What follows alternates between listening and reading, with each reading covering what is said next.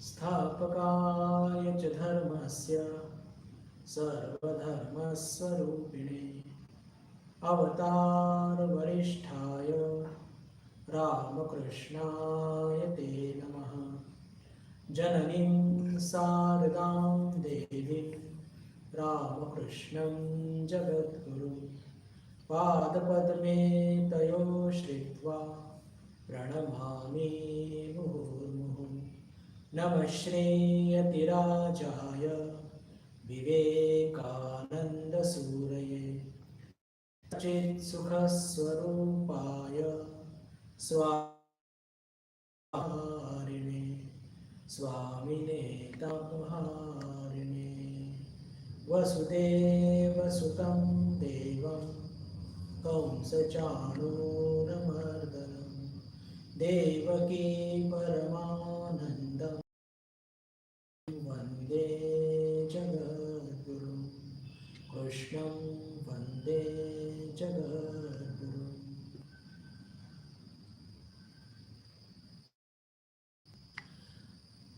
आपल्या सर्वांचं पुन्हा एकदा भगवद्गीतेच्या या ऑनलाईन वर्गामध्ये मनपूर्वक स्वागत। आज शुक्रवार आणि ठरल्याप्रमाणे आपण आज भगवद्गीतेवर चर्चा करणार आहोत।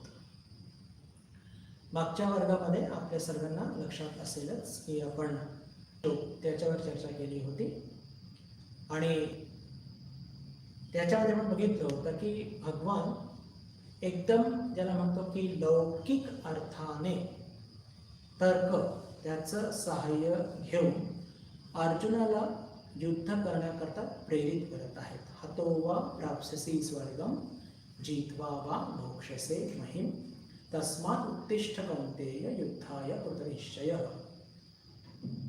की अर्जुन, तुझ्या दोन्ही हातात लाडू आहेत। या धर्मयुद्धात जर तू मृत्युमुखी पडला प्राप्त होईल का?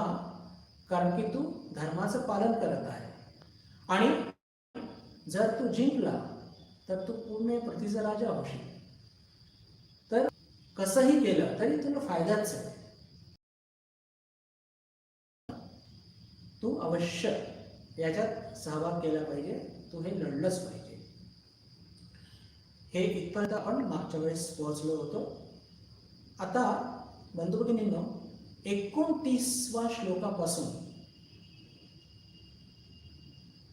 पूर्ण भगवद्गीताचा एक ज्याला म्हणतो की त्याचं जो डायरेक्शन आहे, दिशा ही बदलणार आहे आणि त्याचं सूत्रवाचक भगवान 38व्या श्लोकामध्ये करणार आहेत। म्हणजे पहा, म्हणतो ना आपण जसं प्रवास करत असताना आपल्याला मध्ये मध्ये दिसतं ते माइलस्टोन म्हणतो ज्याला आपण, की मुंबई 150 किलोमीटर, मुंबई 140 किलोमीटर, म्हणजे पुढे काय येणार आहे त्याची सूचना आपल्याला आधी मिळून जाते, बरेच आधी मिळून जाते। बिलकुल त्याच पद्धतीने आता श्लोक नंबर 29 पासून पण त्याची पूर्व सूचना भगवान आपल्याला 38व्या श्लोकातच देत आहे आणि मोठी सूक्ष्म अर्जुनाला ते देत आहे।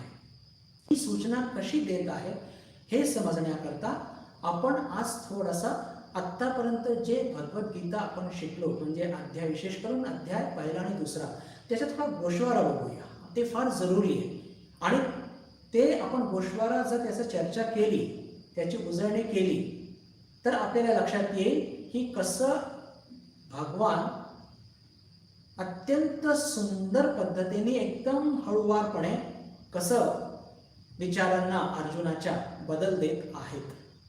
आणि याला म्हणतात गोषवारा, जो आपण त्याची चर्चा करणार आहोत, बर्ड्स आय व्ह्यू, इंग्लिशमध्ये म्हणतात birds I view. Birds I view असं का म्हणतो मी? कारण की पहा की जेव्हा आपण क्रिकेट मॅच सगळेजण बघतो, अनेक कॅमेरे असतात आणि जेव्हा ग्राउंडच्या कॅमेऱ्यावरनं आपल्याला काहीतरी बॉल दाखवतात, प्लेयर दाखवतात, तर एक फार लिमिटेड व्ह्यू आपल्याला बघायला मिळत असतो। पण जे कॅमेरे एकदम वरनं असतात, स्टेडियमच्या वरती लावलेले असतात, तिथून पूर्ण स्टेडियमचा व्ह्यू स्पष्टपणे दिसतो, किती प्लेयर उभे आहेत, कोणत्या बाजूला किती आहेत वगैरे वगैरे सगळं काही दिसतं आपल्याला। तर आपण बिलकुल थोडक्यामध्ये आत्तापर्यंतच्या या भगवद्गीतेचं जे काही आपण अध्ययन केलं त्याचा थोडक्यात थोडासा गोषवारा घेऊया आणि केव्हा आपल्याला समजेल जेव्हा आपण 38 आणि 31वा श्लोक त्याचं विवेचन करू. पण तो गोषवारा म्हणजे काय ते आपण आधी बघूया. की पहा, एकदम पहिल्या अध्यायाच्या शेवटी सतत अर्जुन वाच हे आपल्याला वाचायला मिळतं. त्यातून आपल्याला अर्जुन कसा आहे हे कसं लक्षात येतं, तर संपूर्णपणे गोंधळलेला, घाबरलेला आणि एकदम सामान्य एखाद्या व्यक्ती कसा वागतो तसा बिलकुल तो आपल्याला प्रतीत होतो. असं का? कारण की तो तसं भगवानांना सांगतोय की हे युद्ध मी लढणार नाही. आतापर्यंत तो म्हणत होता की मी युद्ध लढणार, पण आता म्हणतोय की मी युद्ध लढणार नाही. आणि एवढं म्हणतच आहे असं नव्हे, तर तो एखाद्या ज्ञान करत आहे. भगवानांना तो काय सांगतो की आपण सर्व जर मेलो या युद्धामध्ये तर काय होईल, तर आपलं हे जे कुलधर्म, जाती धर्म हे सगळं नष्ट होणार, वर्णसंकर होईल, हे जे पिंडदानाची क्रिया हे करणार कोणी राहणार नाही आणि आपले पितर सुद्धा पडतील वगैरे वगैरे नाना प्रकारचे दोष आपल्या या कुलामध्ये शिरतील आणि म्हणून मी युद्ध करायला तयार नाही असं प्रज्ञेवादासारखं तो बोलतो. म्हणजे पहिली स्टेप, अर्जुन अतिसामान्य होता, घाबरलेला होता, गोंधळलेला होता, पण पंडितासारखं तो बोलत होता.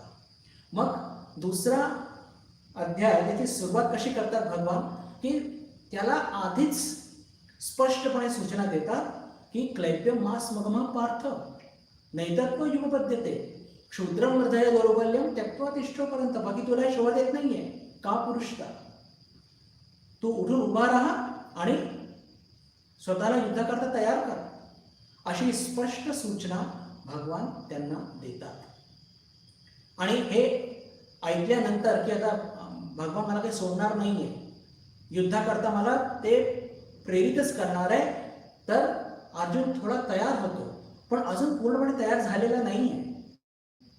आणि म्हणून तो काय कारण सांगतो की अरे हे सगळे माझे गुरुजन आहेत, माझे आप स्वकीय जन आहेत, आणि जर यांना मी ठार मारलं तर मला वियोग दुःख सहन करावं लागेल आणि यांना मारून मला कोणतं सुख लाभणार आहे. म्हणजे सगळ्या प्रकारचे लॉजिक, कारण, तर्क देऊन कसं बसं ते युद्ध टाळण्याचा प्रयत्न अर्जुन करत होता दुसऱ्या अध्यायाच्या सुरुवातीला. तर भगवान काय म्हणतात त्याच्या तोडामध्ये, भगवान काय म्हणतात की पहा, आत्मतत्व सांगतात आणि आत्मतत्व सांगून असं सांगतात की जरी यांचे शरीर नष्ट होतील किंवा तू सुद्धा मृत्युमुखी पडू शकतो, पण आपले फक्त शरीरच नष्ट होणार, पण आत्मतत्वाने किंवा आत्मरूपाने आपण विद्यमान असणार. म्हणजे पहा की कसं टप्प्याटप्प्याने भगवान न्यूरोसिसला प्राप्त झालेला अर्जुनाला कसं तयार करत आहे युद्धाकरता. मी हे तुमच्या पुढे मांडू इच्छितो का, आत्तापर्यंत मी का नाही मांडला असा हा गोषवारा, कारण की आता आपल्याला पूर्ण स्पेक्ट्रम, सगळं कलर आपल्या पुढे दिसून राहिले.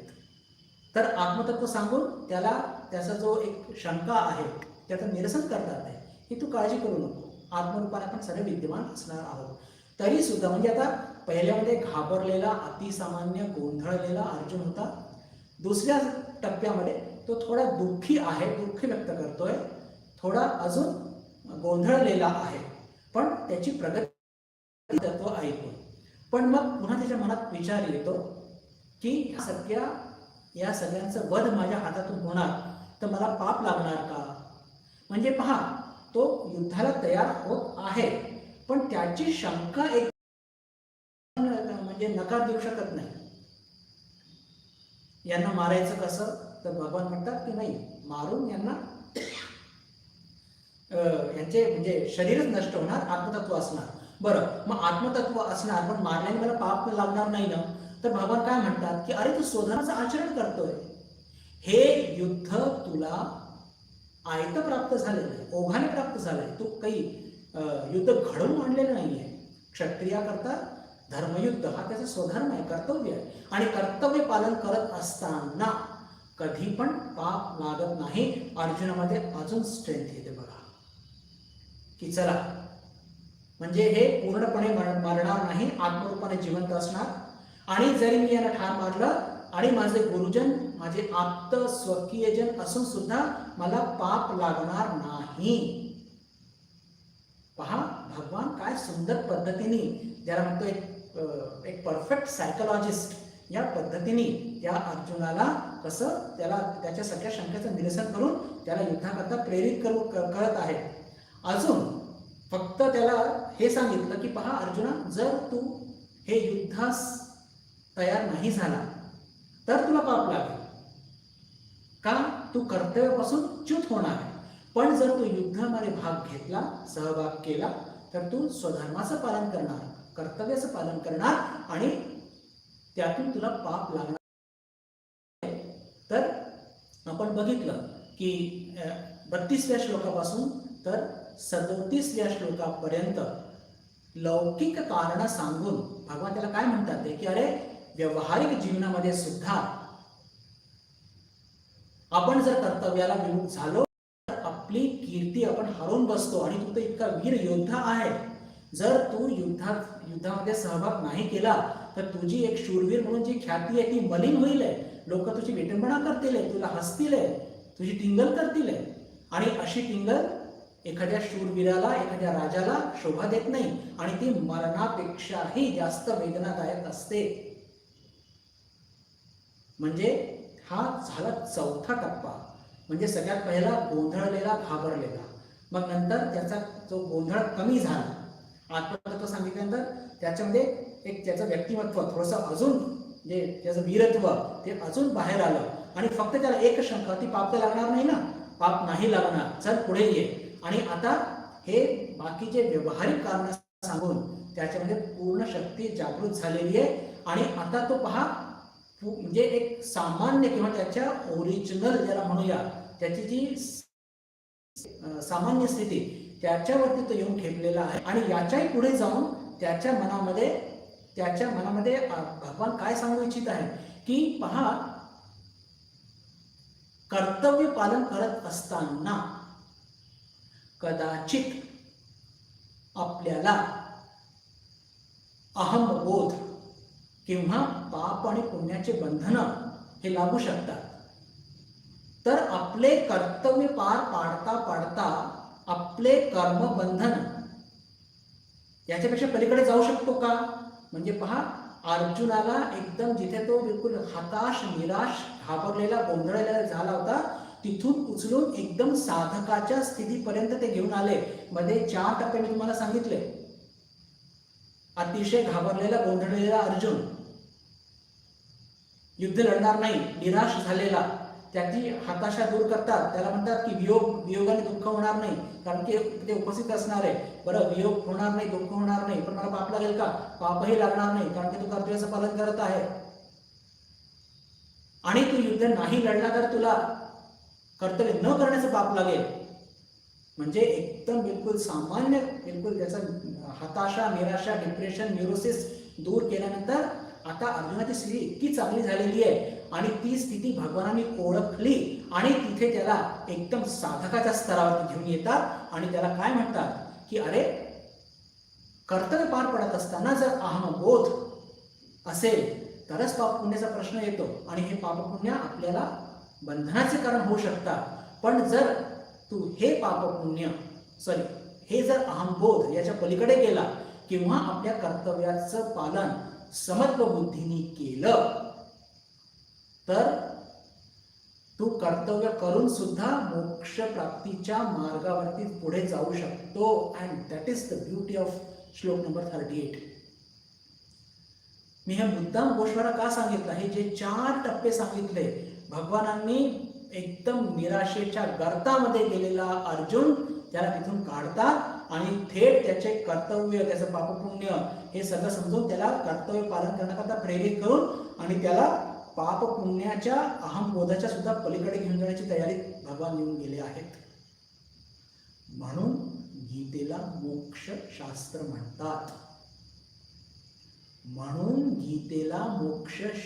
म्हणतात.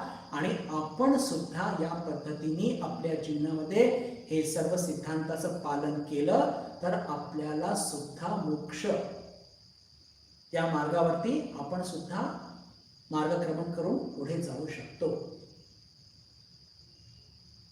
तर हे झालं पूर्ण बर्ड्स आय व्ह्यू, पूर्ण गोषवारा की कसं निराशेच्या गर्तापासून भगवान 38व्या श्लोकापर्यंत त्याला फक्त त्याचं कर्तव्य करण्याकरता प्रेरितच करत नाही, बजावता बजावता कर्तव्याच्या पलीकडे जाण्याकरता सुद्धा त्याला त्यांनी केलं. आणि ते कसं करायचं तर ते 38व्या श्लोकात ते सांगतात. मी तुम्हाला आत्ताच सुरुवातीला सांगितलं बंधू भगिनींनो की खरं म्हणजे 29व्या श्लोकापासून ते 2 प्रभाव वेगळे सांगणार आहेत. पण हे एक कुशल मनोवैज्ञानिकांचं, एका वैज्ञानिकाचं एक ही कुशलता असते. ते थोडं सूतवाचक करून सांगून देतात की पुढे ट्रेलर सारखं की पुढे काय होणार आहे. श्लोक काय आहे ते आपण आधी बघूया, नंतर त्याचं विवेचन करूया. सुख दुःखे समे कृत्वा, श्लोक नंबर 38. सुख दुःखे समे कृत्वा लाभा लाभौ जया जयो ततो युद्धाय युज्यस्व पापम अवाप्स्यसि. सुख दुःखे समे कृत्वा लाभा लाभौ जया जयो ततो युद्धाय युज्यस्व नैवं पापम अवाप्स्यसि. दुसरी ओळ आपल्या सोयीकरता आपण आधी घेऊया. ततो युद्धाय युज्यस्व, या प्रकारे किंवा अशा रीतीने अर्जुना तू युद्धाकरता युज्यस्व, स्वतःला तयार कर. नैवम, कधी पण तू पापाला प्राप्त होणार नाही. अशा प्रकारे तू स्वतःला जर युद्धाकरता तयार केलं किंवा अशा प्रकारे तो युद्ध लढला तर तुला कधीही पाप प्राप्त होणार नाही. आणि पाप प्राप्त होणार नाही ते तर नाहीच, पण तू पाप आणि पुण्याच्या सुद्धा पलीकडे जाशील. कसं होणार ते आपण या विवेचनामध्ये बघणार आहोत. पण इथे म्हणतात की ततो युद्धावय, अशा रीतीने. कशा रीतीने ते पहिल्या ओळीत दिलेलं आहे. सुख दुःखे समे कृत्वा. भगवद्गीता बंधू भगिनींनो समबुद्धी, समत्व याच्यावरती खूप भर देते. चारी योगांचं वर्णन करणार आहे, पण ते हे चारी योगांकरता जे अति महत्वाचं आहे की ते म्हणजे आपल्या बुद्धीचं समत्व. सर्व परिस्थितीमध्ये आपल्या मनाचं, बुद्धीचं तोल जाऊ न देणं हे अत्यंत महत्वाचं आहे. आणि तिथेच इथे याचा भर देऊन भगवान इथून सुरुवात करत आहे, सूतवाच करत आहे कर्मयोगाचं. काय म्हणतात ते? सुख दुःखे समे कृत्वा लाभा लाभो जया जयो. बंधू भगिनींनो एक लक्षात घेतलं पाहिजे आपण की कोणतंही कर्म, कोणतंही कर्तव्य, अर्जुनाला भीती काय होते की मला पाप लागेल का, माझे आप्त स्वकीयजन आहेत, माझे गुरुजन आहेत, पण आणि त्यांना जर मी ठार मारलं तर मला पाप प्राप्त होईल, मला पाप लागेल. पण कोणतंही कर्तव्य करत असताना कधी पण किंवा कर्म करत असताना पाप केव्हा लागत असतो? त्या कृतीने पाप लागत नाही, त्या कृतीच्या मागची भावना काय आहे त्या भावनेमुळे आपल्याला पाप लागत असतो. आणि इथे तर अर्जुनाला स्वतः झालेलं आहे, म्हणजे ते युद्ध जे आहे ते ओघाने प्राप्त झालेलं आहे, त्याच्यावर थोपवल्या गेलेलं आहे. म्हणून या कृतीतून, या कर्तव्यातून त्याला पाप लागण्याचा प्रश्नच येत नाही. पण इथे भगवान काय म्हणतात ते की सुख दुःखे समे कृत्वा, की आपल्या जीवनामध्ये येणारी कोणतीही परिस्थिती असो, कशीही परिस्थिती असो, त्या परिस्थितीला आपण कसं सामोरे गेलं पाहिजे? सुख दुःखे समे कृत्वा, की आपण सुख आलं तर एकदम बिलकुल आकाशाला 2 बोट उरतील इतक्या उड्या पण मारण्याची आवश्यकता नाही. दुःख आलं तर नैराश्याच्या गर्तामध्ये सुद्धा जायची आवश्यकता नाही. सुख आलं ठीक आहे, समबुद्धीने त्याला ग्रहण केलं, दुःख आलं त्यालाही समबुद्धीने ग्रहण केलं. सुख दुःखे समे कृत्वा, की हे आपल्या जीवनामध्ये अवश्यंभावी आहे आणि त्याला सहन करण्याशिवाय पर्याय नाही आनंदाने. तर त्याला सहन करून सुख दुःखे समे कृत्वा लाभा लाभो जया जयो. म्हणजेच काय की आता सुख दुःख आपल्याला केव्हा होतो, जेव्हा आपल्याला काहीतरी लाभ होतो, केव्हा आपल्याला काहीतरी जय मिळतो. आता हा युद्धाचा प्रसंग आहे म्हणून तिथे जय विजय असा शब्द वापरलाय. पहा युद्धामध्ये काय होत असतं की जिथे जय झालं तर तिथे आपल्याला काहीतरी लाभ होतो. लाभ झाला म्हणजे आपण सुखी होतो, किंवा आपला पराजय झाला तर आपलं काहीतरी नुकसान होतं आणि आपलं दुःखी होतो.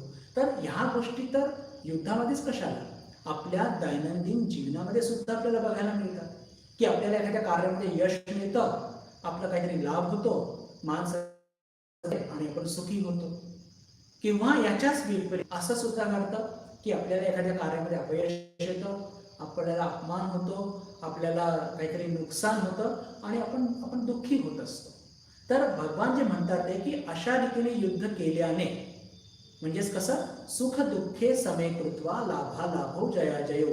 तर भगवानांनी हे अर्जुनाला युद्ध करता सांगितलंय, पण आपण साधक आहोत. आपल्याकरता काय आहे की आपल्या जीवनामध्ये जे काही कृती, जे काही कर्तव्य आपण जे करत असतो ते आपण कसं केलं पाहिजे की सुख दुःख समे कृत्वा लाभा लाभो जया जय, की हे माझं कर्तव्य आहे आणि त्या कर्तव्याला मी समत्व बुद्धीने पार पाडेन. समत्व बुद्धीने पार पाडल्याने काय होतं की आपल्या जीवनामध्ये सुख आलं म्हणजे आपण फार ज्याला म्हणतो की मस्तीमध्ये येत नाही. क्षमा करा, शब्द काही फार चांगला नाहीये, पण आता मला सुचत पण नाही. म्हणजे असं बघतो आपण लोकांना की यश आलं म्हणजे बिलकुल इतक्या उड्या मारतात आणि दुःख आलं तर फार यशाच्या गर्तामध्ये जात असतात. तर ह्या दोन्ही गोष्टी साधकाच्या जीवनात बिलकुल घडल्या नाही पाहिजे. सुख दुःखे समे कृत्वा लाभा लाभो जया जय.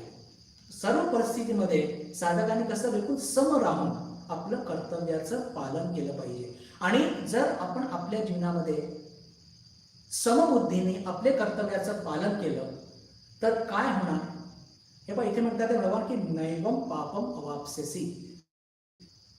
आपल्याला पाप लागणार नाही, पाप पण लागेल आणि पुण्य पण लागणार नाही. अहो पुण्य लागणार नाही म्हणजे मग काय, बंधू भगिनींनो एक लक्षात ठेवा, जसं आपल्या जीवनामध्ये पाप आपल्याला मोक्षापासून दूर नेतं तसंच पुण्य सुद्धा आपल्याला आपल्या मोक्षापासून दूर नेत असतं. आपण साधक आहोत लक्षात ठेवा. आणि मी तुम्हाला आत्ता सांगितलं या गोष्टीला सांगत असताना की आता भगवान अर्जुनाला पाप पुण्याच्या बोधाच्या सुद्धा पलीकडे घेऊन जाणार आहेत, आपल्याला सुद्धा घेऊन जाणार आहेत. पण कसं, ते जे म्हणतात की समत्व बुद्धीने सगळं काम करा, सगळे कर्तव्य पार पाडा. त्या समत्व बुद्धी म्हणजे काय, अहम बोध जर काढला. पहा याच्या आधी पण आपण चर्चा केली होती, कर्तव्य पार पाडून कर्तव्याच्या पलीकडे जाणं. कर्तव्य कोणालाही चुकलेले नाही आणि कर्तव्य पार पाडलेच पाहिजे. कर्तव्यात इति मनुष्य. पण मग हे पाप पुण्य कोणाला लागतं, ज्याला अहमबोध असतो. माझं कर्तव्य बोध ज्याला आहे त्यालाच पाप किंवा पुण्य लागेल. आता अर्जुनाने म्हटलं की मी हे युद्ध लढणार नाही, कर्तव्याने चूक झाला म्हणजे त्याला पाप लागेल.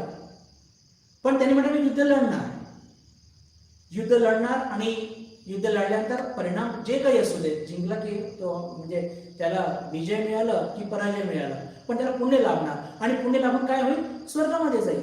पण स्वर्ग काही मोक्ष नाहीये. बंधू भगिनींनो हे लक्षात ठेवा की आपण पाप पुण्य स्वर्ग नरक या सगळ्या संकल्पनांच्या वरती आपली मजल आहे हे विसरू नका. मी मुद्दाम वारंवार सांगू इच्छितो की या सगळ्या गोष्टी ह्या साधा करता फार फसव्या असतात आणि त्याला मोक्षाच्या मार्गापासून ज्याला म्हणतो की डिव्हिएट करण्याकरता हे प्रलोभन असतात. आणि म्हणून आपल्याकडे निष्काम कर्म जे सांगितले जातं, विशेषकर रामकृष्ण संघामध्ये कशा करतात इव्हन आपण ज्या लोकांनी रामकृष्ण संघातून दीक्षा घेतली आहे, आपण शेवटी प्रार्थना करतो की जे काही जग ते भगवान श्रीरामकृष्णांच्या चरणी अर्पित. का? मला फक्त आणि फक्त तुझ्या चरणी भक्ती पाहिजे, म्हणजेच मोक्ष पाहिजे.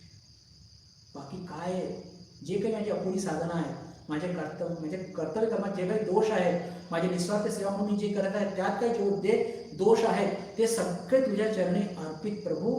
याला म्हणतात समत्वबुद्धी. आपण तसं म्हणतो, पण त्या स्थितीमध्ये आपण आज नाही आहोत. हे आपण प्रांजळपणे कबूल केलं पाहिजे. पण अभ्यास करता करता आपल्याला आपण या अहमबोधाच्या पलीकडे, या स्वार्थबुद्धीच्या पलीकडे नक्की आपण जाणार आहोत. या पापपुण्याच्या पलीकडे जाणार आहोत. त्यातून आपल्याला ते मोक्ष गवसणार आहे. आणि यालाच म्हणतात समबुद्धी, समत्वबुद्धी. यालाच म्हणतात समबुद्धी किंवा समत्व बुद्धी. आसक्ती रहित कर्तव्य करणे. तर पहा, भगवानांनी त्याला टप्प्याटप्प्यापर्यंत, पहा हे तुझं कर्तव्य आहे, कर्तव्य नाही केलं तर पाप लागेल आहे, असं करून करून त्याला बिलकुल त्याच्या सगळ्या शंकांचं निरसन करता करता, की तुझा वियोग सुद्धा घडणार नाहीये तुझ्या सगळ्या स्वकीयांबद्दल, त्या बरोबर ते आत्मतत्वाच्या रूपाने अस्तित्वात असणार आहे, असं सगळं सांगून त्याला तयार करतात आहे. आणि आता तर म्हणतात की अरे अर्जुन, तू युद्ध लढ, कसं सुखदुःखी समेकर्तृत्व, म्हणजे तू युद्ध पण लढशील, तू जिंकशील सुद्धा, आणि हे सगळं करून तुला मोक्ष सुद्धा प्राप्त होईल. पहा केवढी मोठी मजल गाठलेली आहे, केवढी मोठी मजल गाठलेली आहे, की निराशेच्या गर्तामध्ये गेलेला अर्जुन त्याला सरळ मोक्षाचा रस्ता दाखवून आलाय. बंधुकीने मी अनेक वेळा सांगितलेलं आहे, गीतेमध्ये विचारांची सुसूत्रता इतकी सुंदर आहे, इतकी सुंदर आहे, की आपल्याला कोणतं म्हणजे आपल्या मनाला, बुद्धीला कन्फ्युजन होण्याचा काही प्रश्नच येत नाही. मोक्षशास्त्र म्हटलंय, कसं जगायचं पहा, सांगितलं तर स्पष्टपणे. सुखदुःखे समेकर्तृत्व, लाभालाभो कर्तव्य पार पाडा, अहम बोध सोडा. कर्तव्याच्या पलीकडे असलेली आसक्ती सोडा, स्वार्थ बुद्धी सोडा, आणि फलाकांक्षा सोडा. आसक्ती सोडा म्हणजे, आणि असं करत कर्तव्य पार पाडत राहा. पहा, आपण बिलकुल द्रुतगतीने महामार्गावर, या मोक्षप्राप्तीच्या मार्गावर मार्गक्रमण करत करत पुढे जाणार. पण आता हे सगळं सांगणं अत्यंत सोपं आहे, की आपल्या कर्तव्यातून हा अहमबोध, ही स्वार्थबुद्धी, हे सगळं काढलं पाहिजे. रागद्वेष, आता रागद्वेष, तर रागचा अर्थ क्रोध असा घ्यायचा नाही, रागचा अर्थ आसक्ती. आसक्ती आणि द्वेष, त्याला राग आणि द्वेष असं शास्त्रामध्ये त्याला. तर इथे जे भगवान म्हणतात की सुख दुःखे समेकृत्वा लाभालाभो जयाजय ततो युद्धाय युज्यस्व नैवम पापम अवाप्स्यसि. की अर्जुना, म्हणजे इथे तर तरी म्हणजे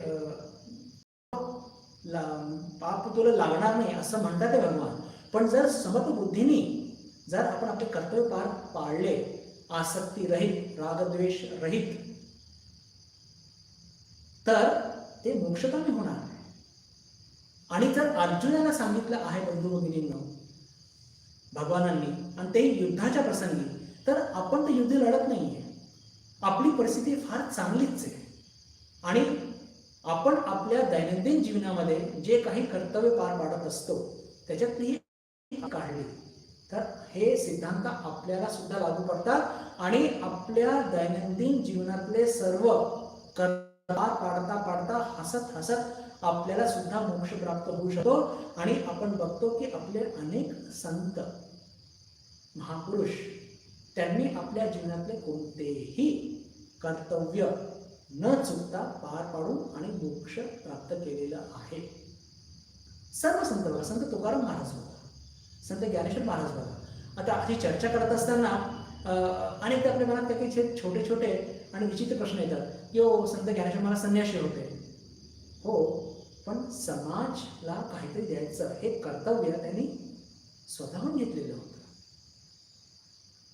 संत तुकाराम महाराज जरी गृहस्थ होते तरी सुद्धा, आता हे सगळे बालिश प्रश्न आहेत बरं, पण तरी संसारात राहायला एकदम कमळाच्या फूल कसं असतं त्याच्यासारखं राहिले, कर्तव्य पार पाडले आणि कधी पण आसक्त होऊन संसार नाही केला. बघा, आपल्या माताजींचं बघा, कुठे पण चुकल्या असतील तर सांगा. भगवान श्रीरामकृष्ण, आता असं म्हटलं तर लौकिक अर्थाने बाबा त्यांनी काही उपार्जन नाही केलं. अरे उपार्जन करण्याची आवश्यकता त्यांना काय होती? उपार्जन, कारण की शरणागतीचा भाव, त्यांचा अहमबोधच नव्हता ना. कर्तव्य कोणाला असतात की ज्याचा अहम असतो. तरी सुद्धा या विश्वाला मोक्षाचा मार्ग दाखवायचा, स्वतःचं स्वरूप कसं साधक प्राप्त करू शकतो हे सांगणे, हे महापुरुषांचं सगळ्यांचं हे कर्तव्य असतं, अवतारांचं. आणि ते त्यांनी बिलकुल याला म्हणतो की त्यांचे कर्तव्य योग्य पद्धतीने पार पाडले की नाही पाडले, त्यांना आपल्या सर्टिफिकेटची आवश्यकता नाहीये, पण त्यांच्या जीवनातून इतके लोक आज प्रेरणा घेऊन आणि मोक्ष प्राप्त करण्याकरता प्रयत्न करत आहेत, तर याचा अर्थच आहे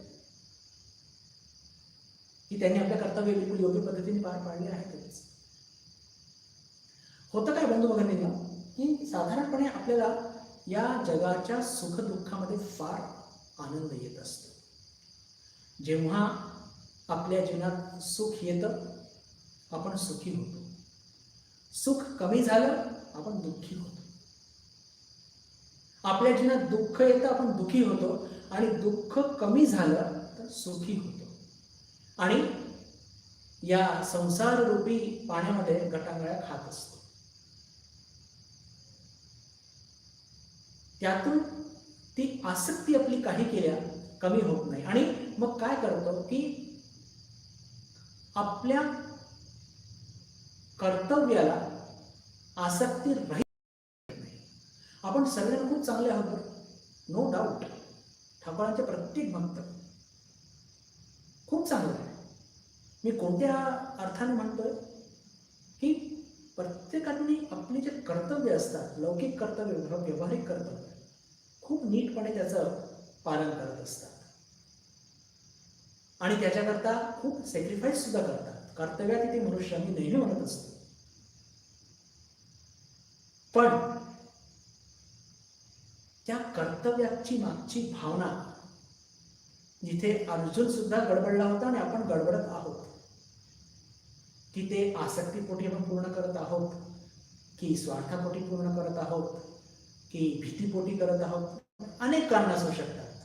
कर्तव्य पार पाडत आहोत मात्र, आणि ते केलंच पाहिजे. कर्तव्य पार नाही पाडलं तर राक्षस त्या श्रेणीत आपण जाणार आहोत. आपण कर्तव्य पार पाडत असतो, पण त्याची मागची भावना ही आपण लक्षात घेतली पाहिजे. आणि इथेच थोडी आपण चर्चा करूया, एक आध्यात्मिक दृष्टी आणि एक व्यवहारिक दृष्टी. आणि त्यातून आपल्याला की कशी ही जी व्यवहारिक दृष्टी असते, म्हणजे व्यवहारिक दृष्टी म्हणजे व्यवहारिक दृष्टीला आपण कसं आध्यात्मिक दृष्टीमध्ये बदललं पाहिजे. कारण की व्यवहार सोडू शकत नाही आपण. आणि कोणत्याही संतांनी कधी व्यवहार सोडलाय का? बघा, कोणत्याही संतांनी व्यवहार सोडलाय का? नाही. म्हणजे संत ज्ञानेश्वर महाराज सुद्धा संन्यासी होते, स्वामी विवेकानंद संन्यासी होते. पण आणि शास्त्राने म्हटलंय की निस्त्रे गुन्हे पथे विचलिता को विधी को निषेध, ते सगळ्यांच्या पलीकडे असतात.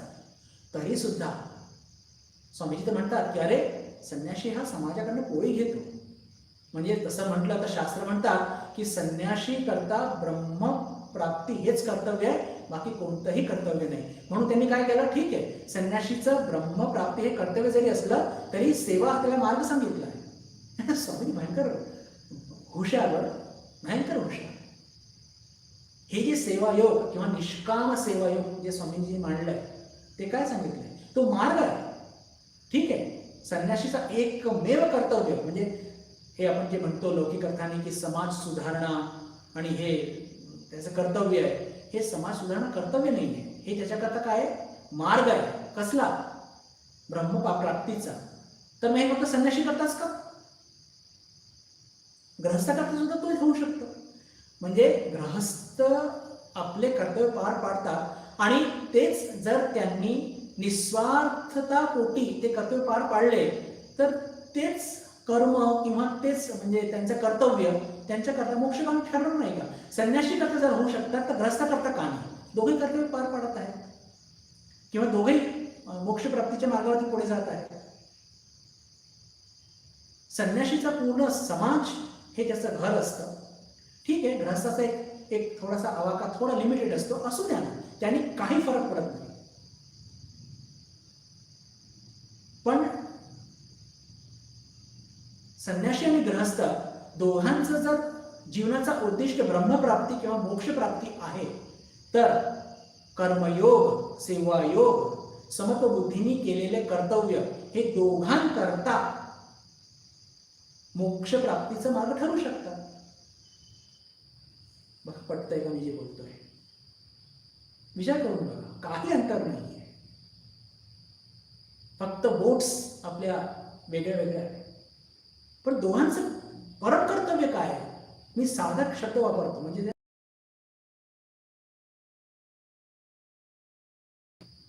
आणि फक्त कधी कधी काही साधक जेव्हा कर्तव्याला घेऊन बोलतात तर ते मग थोडं, कारण की अरे कर्तव्य पाडता पाडता कर्तव्याच्या पलीकडे जाणं, समत्व बुद्धी म्हणजे कर्तव्य पार कोणालाच चुकलेलं नाहीये. संतांनी तर कर्तव्य ओढून गेलेले आहेत समाजाकरता. तर मग अपेक्षित काय? अपेक्षित हेच बंधू भगिनींनो की आपले कर्तव्य पार पाडत असताना फक्त आपल्या मनाला, म्हणजे याच्या आधी सांगितलं मी की हे जे आपण जे काही कर्तव्य पार पाडत असतो त्याच्या मागचे कारण, ते कारण बंधनकारक ठरत असतात किंवा मुक्तिकारक ठरत असतात. फक्त तो आपला ॲटिट्यूड चेंज केला पाहिजे. वी हॅव टू ॲट्यून विथ समत्व बुद्धी. बस. मग येऊ दे ना किती कर्तव्य येतात जीवनामध्ये, अरे बिलकुल सहजपणे त्यांना सामोरे जाऊन आपण हे करू शकतो, त्याच्या पलीकडे जाऊ शकतो. हे लक्षात. मी जे कन्क्लुझिव्हली सांगू इच्छितो बंधू भगिनींनो की साधक याचं प्राईम ऑब्जेक्टिव्ह आहे ते म्हणजे काय? ब्रह्मप्राप्ती. आणि कर्तव्य कोणाला चुकले नाही, संन्याशीला पण नाही, गृहस्थाला नाही. मग फक्त काय केलं पाहिजे की आपण जे कर्तव्य पार पाडत असतो त्याच्यामधली असलेली आसक्ती, त्याच्यामागचे कारण शोधले पाहिजे. आणि जर आसक्ती, स्वार्थबुद्धी, भीती, लोकप्रतिष्ठा हे जर काही कारण असतील त्या कारणाला स्वच्छ करा. बस. मोक्ष हातावरती आवळ्यासारखा दिसेल. काहीच अंतर नाहीये, काहीच अंतर नाहीये. तर हे जे आपण चर्चा, मी जे आपल्या पुढे विशेष काही जे मांडू इच्छितो बंधू भगिनींना ते म्हणजे की आपली जी म्हणजे अर्जुन आणि दुर्योधन या दोघांना पुढे ठेवून कसं कर्तव्य आपल्याला मोक्षगामी ठरू शकतं किंवा कसं कर्तव्य आपल्याला अजून संसारात अडकवू शकतं ते तुमच्या पुढे मी थोडक्यात मांडू इच्छितो. मग पुढे जाऊया की पहा, सुरुवातीला तर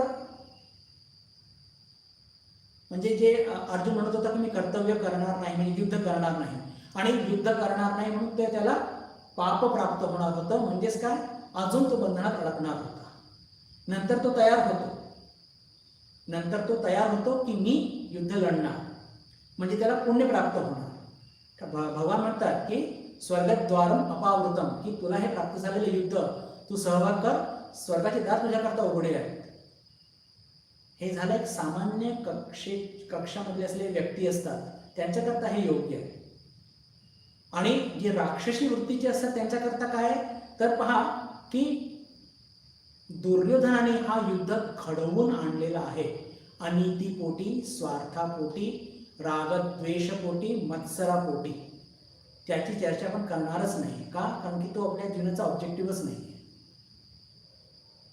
पण फक्त चर्चेकरता की त्याने हा युद्ध घडून आणला म्हणजे या युद्धामध्ये जितके लोक मारले गेले असतील दोन्ही बाजूचे, त्या सगळ्याचा पाप, त्याचा खापट कुठला असेल त्या दुर्योधनावर.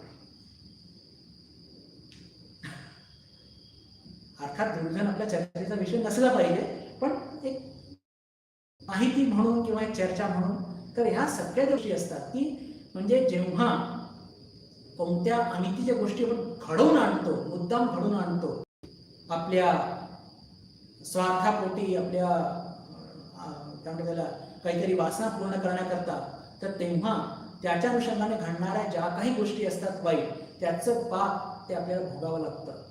म्हणजेच दुर्योधनाला जसं हे सगळं पाप भोगावं लागलं, तसंच अर्जुनाची बाजू मात्र एकदम विपरीत आहे. का? कारण की त्याने युद्ध घडवून आणलेलं नाहीये, म्हणून त्याला पुण्यच प्राप्त होणार किंवा स्वर्गच प्राप्त होणार. पण अर्जुना एक पाऊल पुढे आलेला आहे. आपण साधक आहोत आणि आपण पाप पुण्य स्वर्ग नरक या संकल्पनेच्या सुद्धा वरती जाऊ इच्छित आहोत. म्हणून भगवान त्याला काय सांगतात की सुख दुःखे समे कृत्वा लाभा लाभो जया जय. म्हणजेच काय की अर्जुना, तुझ्या या कर्तव्याच्या मागचं जे पर्पज आहे, जे उद्दिष्ट आहे, ते अजून थोडंसं ठीक कर. म्हणजे पहा, तुझ्या हातामध्ये यशच यश लाभेल. म्हणजे कसं काय की युद्ध तू लढशील, तुला जर जय प्राप्त झालं तर तू राजा होशील आणि तू समबुद्धीने युद्ध लढल्यामुळे तुला मोक्ष सुद्धा प्राप्त होईल. तर हेच सिद्धांत जर आपण आपल्यावरती लावलं बंधू भगिनींनो, तर आपल्याला सुद्धा मोक्ष प्राप्त झाला पाहिजे की नाही. जर अर्जुनाला युद्ध लढून समजा तो हारला, जरी त्यात मृत्युमुखी जरी पडला, तरी सुद्धा जर समबुद्धीने जर त्याने युद्ध लढला असेल आणि जरी तो मृत्युमुखी पडला, तरी सुद्धा त्याला मोक्ष लाभेल आहे. अर्थात हे एका दिवसात होत नसतं, तशी संकल्पना करून घेऊ नका. पण मी जे तुमच्याकडे मांडू इच्छितो बंधू भगिनींनो ठामपणे, आणि त्याला म्हणतो की एम्फेटिकली मांडू इच्छितो, ती हीच गोष्ट की कर्तव्य आपण जे पार पाडत असतो, त्याच्या कर्तव्याला त्या मॅग्निट्यूड, त्याच्या क्वांटिटीवरती काही फार मोठं फरक पडत नसतो. की आपण म्हणजे घरामध्ये फक्त आईवडिलांची सेवा करत आहोत आणि ते साधू संन्यासी ते पहा समाजाची सेवा करतात, मग माझं काय होईल. हे पहा, तुम्ही किती लोकांची सेवा करते याला महत्व नाहीये. तुम्ही जी सेवा करत आहात, तुम्ही जे कर्तव्य पार पाडत आहात, त्याच्या मागच्या भावना काय आहेत त्याला महत्व आहे. मग तुम्ही कदाचित एकच आपल्या फक्त आईवडिलांची पण जर सेवा केली, मोर देन इनफ, पण त्याची मागची भावना ही नेहमी शुद्ध असली पाहिजे, राग द्वेष रहित असली पाहिजे, अनिती रहित असली पाहिजे. आणि जर तसं केलं तर कर्तव्य पार पाडतच आहात. ज्याला म्हणतो ना की सोन्याहून पिवळं, कर्तव्य तर पार पाडत आहात. आणि जर समबुद्धीने ते पार पाडलं तर मग काय होईल, नक्कीच आपल्याला ते मोक्ष प्राप्तीच्या मार्गावरती पुढे घेऊन जाणार.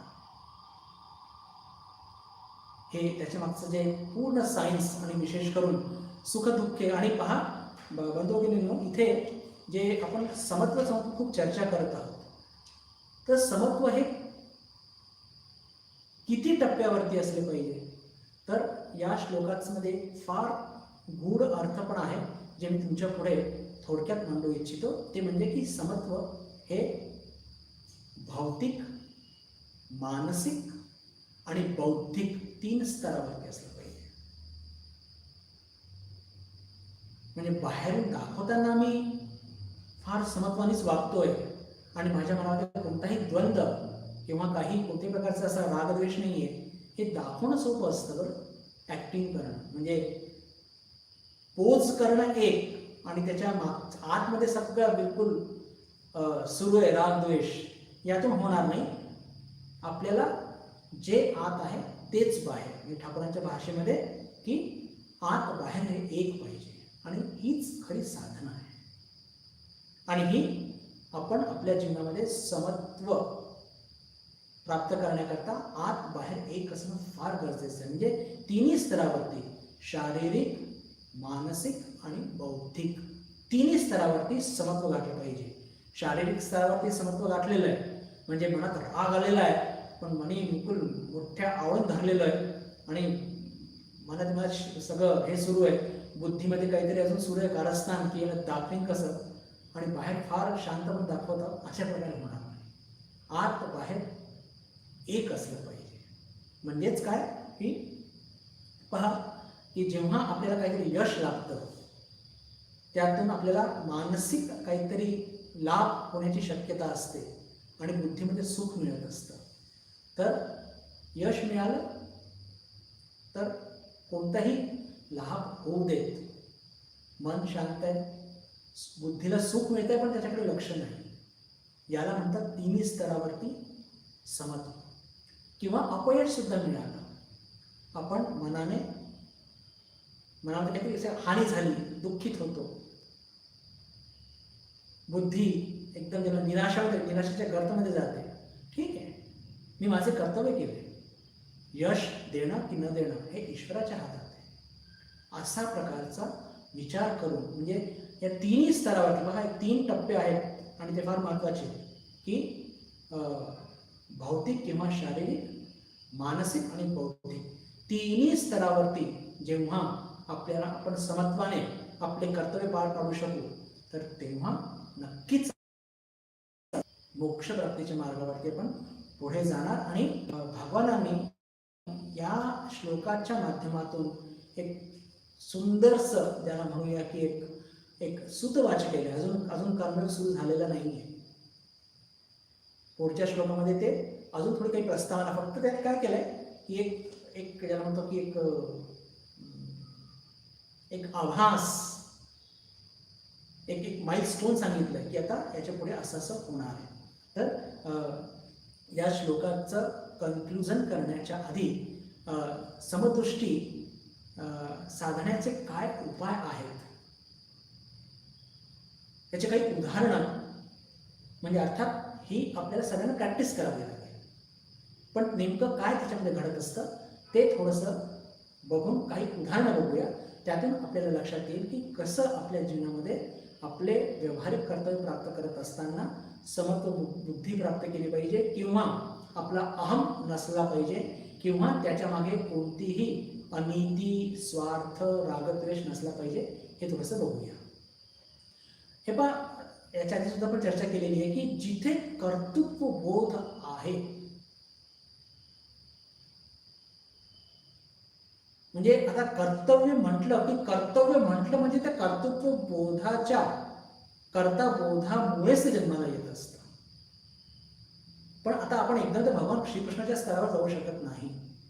पण आपण मग या समस्येला तोडगा काय, प्रश्न तुम्हाला कळला असेल. मी पुन्हा त्याची पुनरावृत्ती करतो की जिथे अहम बोध आहे किंवा जिथे कर्तव्याचा बोध आहे, माझे आई वडील, सगळ्यात श्रेष्ठ कर्तव्य मी घेतो, माझे आई वडील, चूक काहीच नाही आहे, पण माझे आई वडील असं म्हणण्यापेक्षा जर आपण असं म्हटलं की मला ईश्वरांनी हे 2 म्हणजे सवंगडी दिलेले आहेत आणि मला त्यांची सेवा करायची, गोष्ट तीच आहे. पण माझे आई वडील म्हटल्यानंतर मग त्याच्या मागे काय घडत असतं की कुठेतरी आशा, अपेक्षा, राग, द्वेष, या सगळ्या गोष्टी, भीती, सगळ्या गोष्टी आल्या. पण हेच जर म्हटलं की नाही, कल्पना करा की एक मुलगा आहे, त्याला आई वडील आहेत, तो त्यांची सेवा करतो, आणि त्या मुलाने हा विचार केला की हे माझे आई वडील नाही, हे ठाकूर आणि माताजीच माझ्या बरोबर राहत आहेत. आता ही जर भावनेने त्यांनी जर आपल्या आईवडिलांची सेवा केली तर त्याच्या जीवनामध्ये केवढा आमूल परिवर्तन येऊन जाईल. करा की आपण त्या ठाकूरांमध्ये कधी चिडणार का, किंवा त्यांना वाईट वाटेल असं कधी वागणार का? शक्यच नाही. तर जर आपण या बोधाने, याला शरणागतीचा भाव सुद्धा म्हणतात बरं, त्याच्यातून पुढे येणार आहे, पण आपण आपल्या जीवनामध्ये जे काही तथाकथित कर्तव्य प्राप्त झालेले आहेत ते सर्वच्या सर्व कर्तव्य आपल्याला ठाकूरांनी दिलेत, माताजींनी दिलेत, स्वामीजींनी दिलेले आहेत, आणि म्हणून मी ते पार पाडतोय. ह्या भावनांनी जर ते कर्तव्य पार पाडले तर पहा, त्या कर्तव्यामध्ये पार पाडताना आपल्याला खूप उत्साह सुद्धा वाटेल, आणि त्यामध्ये आपण कोणताही अलगर्जीपणा नाही करणार. का? अरे ते ठाकूरांनी सांगितले बाबा, पहा पटतंय का? हा भाव आणणं खूप अवघड आहे, मी करतो. एखाद्या व्याख्यानामध्ये हे सगळं बोलणं फार सोपं असतं, मांडणं फार सोपं आहे, पण व्यावहारिक जगामध्ये हे सगळं आचरणात आणणं तितकंच अवघड आहे. पण त्याची पर्याय नाही. मोक्ष आपल्याला पाहिजे ना, ते आपल्यालाच करावं लागेल. मोक्ष प्राप्त करायचं आहे तर त्याच्याकरता लागणारी सगळी कसरत, सगळा त्रास हा आपल्यालाच सहन करावा लागेल. तर जर आपल्या जीवनात, प्रत्येक जीवनात कर्तव्य आहेत आणि ते प्रत्येक कर्तव्य आपल्याला ठाकूरांनी, माताजींनी, स्वामीजींनी दिलेले आहेत, या बोधाने जर ते केलं तर त्याच्यामध्ये कर्तृत्वबोध राहणार नाही. कर्तृत्वबोध जर नाही राहिलं तर फल आकांक्षा नाही राहणार. फल आकांक्षा जर तिथे नाही तर आसक्ती नाही. मग झालं की नाही समत्व बुद्धी. पहा, समत्व बुद्धी आपल्या जीवनामध्ये, आचरणामध्ये आणण्याकरता हा सगळ्यात बेस्ट उपाय आहे असं थोर संत म्हणतात, की आलेले प्रत्येक कर्तव्य जे आहेत हे मला ठाकूरांनी दिलेले आहेत, माताजींनी दिले आहेत, स्वामीजींनी दिले आहेत, ईश्वराने दिलेले आहेत आणि ते मी, आता कल्पना करा की आपल्यासमोर ठाकूर आले तर त्यांनी म्हटलं की अरे हा माझा पेन जरा सांभाळून ठेवून मी उद्या घेईन. आता जर ठाकूरांनी स्वतःही पेन दिला तर आपण तो किती जपून ठेवणार, कारण की आपल्याला उद्या त्यांना परत करायचा आहे तो पेन, विचारलं त्यांनी तर तसंच हे सगळे कर्तव्य जे आपल्या जीवनात आहेत, आता म्हणतो आई वडिलांपर्यंतच ज्याला म्हणतो की सीमित राहत नाही, पत्नी आहे, पुत्र आहे, पुत्री आहे, इतर लोक आपले आहेत, समाज पण आहे, राष्ट्र आहे आणि या कर्तव्याच्या श्रेणीमध्ये सगळ्यांना घेऊया आपण. तर हे सगळे कर्तव्य जे माझे आहेत ते मला ठाकूरांनी सोपवले आहेत. त्यांनी सांगितलं की माझ्याकरता तू हे सगळं कर. तर त्यांनी असं सांगितल्यानंतर आपण त्याच्यामध्ये अलगर्जीपणा केला तर त्याचे जे काही दोष आपल्याच भोगावे लागतील. तर कर्तृत्वपणा सोडणे, फला आकांक्षा सोडणे, रागद्वेष किंवा स्वार्थ सोडणे, त्यातूनच एक समत्वबुद्धी घडत असते, हे आपण घेतलं पाहिजे. आणि जेव्हा हे समत्वबुद्धी आली तर तिथे मग लाभ आणि हानी याचा प्रश्नच येत नाही. प्रामाणिकपणे मी जर माझं कर्तव्य पार पाडलेलं आहे तर मग आता ठाकूरांनी जी शक्ती मला दिलेली आहे, पहा यालाच म्हणतात खरं तर शरणागतीचा भाव. जर जितकी शक्ती मला ठाकूरांनी दिली तितकी प्राणपणाने लावून मी ते कर्तव्य पार पडलं. पहा, जिथे माझा अहंबोध असेल तर मला काय वाटेल की नाही, मला ठाकूरांनी सांगितलंय ना तर हे काम मी याच पद्धतीने करीन, तर मी याच पद्धतीने आणि बेस्ट करीन, यातून माझा अहंबोध प्रकट होतोय. पण जर मी म्हटलं की नाही, ठाकूरांनी मला हे कर्तव्य दिलंय आणि त्यांनी जी शक्ती दिली आहे त्याचा पुरेपूर यथायोग्य उपयोग करून ते कर्तव्य पार पाडीन, त्यातून ठाकूरच मला यश देतील किंवा ठाकूरच मला अपयश देतील, यातून कधी पण अलगर म्हणजे ज्याला म्हणतो की आपला अहंबोध प्रकट होत नाही. अच्छा, अहंबोध प्रकट न करणे याचा अर्थ अलगर्जीपणा करणे असं पण होत नाही. बरं बंधू भगिनींनो, ह्या सगळ्या गोष्टी इतक्या सूक्ष्म आहे ना.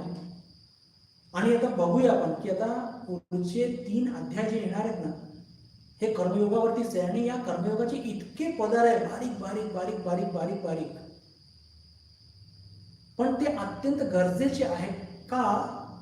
कारण की आपण कर्मप्रवृत्त साधक आहोत.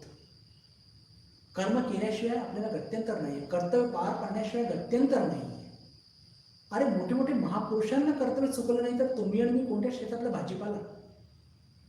पण ते कर्तव्य पार पाडण्याची कला काय आहे हे आपल्याला सर्व संत महापुरुष सांगून गेलेले आहेत. त्याचा पदर बाय पदर, त्याच्या सगळ्या बारकाव्या आपण याच पद्धतीने त्याचं ॲनालिसिस करूया, चिंतन करूया आणि तसंच वागण्याचा प्रयत्न करूया. त्यातून काय होईल की आपले हे जे सगळे ज्याला म्हणूया आपले जे सगळे हे संशय जे आहेत या समत्वबुद्धीच्या संदर्भात ते नाहीसे होते. म्हणजेच काय, कर्तव्यबोध हा जर घालवला, कर्तव्य पार पाडता पाडता अहंबोध घालवला तर बाकी सगळ्या गोष्टी, कारण की त्या सगळ्या गोष्टी असतात त्या या सगळ्यात याच्याच अनुषंगाने येत असतात. आणि म्हणून शरणागतीचा जर भाव ठेवला, पहा आपण मागच्या वेळेस त्या व्याधाची गोष्ट याची चर्चा केली होती की त्या पहा तसं म्हणतं तर लौकिक किंवा व्यावहारिक अर्थाने अत्यंत घृणित कर्म ते होतं, प्राण्यांना मारून त्यांचं मांस विकणे. पण अहंबोध नसल्याने कोणत्याही प्रकारचं पाप त्याला लागलं नाही. आईवडिलांची सेवा करायची म्हणून पुण्य सुद्धा लागलं नाही. या दोघांच्या पलीकडे जाऊन त्या व्याधाने मोक्ष गाठलेलं होतं. हे आपण याची चर्चा मागच्या वेळेस केलेलीच होती. ते म्हणण्याचा अर्थ काय की आपल्या जीवनामध्ये समत्व बुद्धी म्हणजेच काय, आपल्या प्रत्येक कर्तव्याच्या मागे असलेली जे भय, किंवा एकच वाक्यात म्हणायचं तर अहं काढला पाहिजे. अहं काढला म्हणजे राग, द्वेष आणि ज्याला म्हणतो की सुखदुःखची इच्छा, जय यश अपयशची इच्छा, ही सगळी नाहीशी होईल आणि समत्व बुद्धीमध्ये स्थापित होऊन शरणागतीच्या भावने आपण कर्तव्य पार पाडू आणि मोक्षप्राप्तीच्या मार्गावरती पुढे जाऊ. तर या 38व्या श्लोकाच्या माध्यमातून भगवानांनी कर्मयोगाचं सूत्रवाच केलेलं आहे. पुढच्या वर्गामध्ये आपण 29वा श्लोक त्याची चर्चा करूया. 29 आणि 40 दोन्ही श्लोकाची चर्चा करण्याचा प्रयत्न करूया. ठरलेली वेळ संपलेली आहे. आज आपण इथेच थांबूया. आपल्या सगळ्यांशी भेट येत्या सोमवारी गीतेच्या वर्गाकरता होईलच अशी आशा मनात बाळगून आपल्या सगळ्यांशी नमस्कार. ओम शांती शांती शांती. हरि ओम तत्सत. श्रीराम कृष्ण अर्पणमस्तु.